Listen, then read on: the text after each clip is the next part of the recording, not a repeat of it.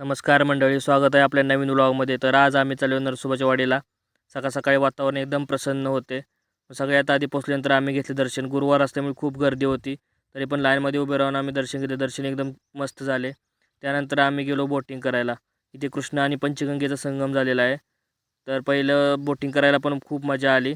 बघू शकता तुम्ही, वातावरण एकदम सुंदर आणि थंडगार वातावरण होते. त्यानंतर इथे एक स्वामींचा मठ आहे, तिथे जाऊन पण दर्शन घेतले. त्यानंतर थोडंसं जेवण केलं. जेवण केल्यानंतर आम्ही गेलो खिद्रापूरला. खिद्रापूरला हे कोपेश्वर मंदिर आहे, खूप प्रसिद्ध असं मंदिर आहे.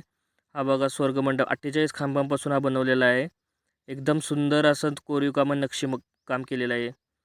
पण मूर्त्यांची खूप वाईट अवस्था केलेली आहे. मुघलांच्या आणि परकीय आक्रमणामुळे मंदिराचं खूप नुकसान झालेलं आहे.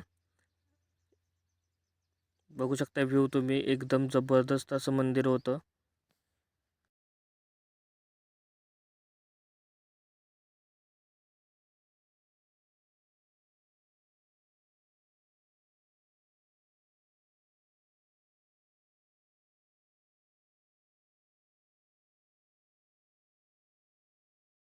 मग आम्ही सगळे उसाचा रस प्यायलो आणि मग घरी जायला निघालो.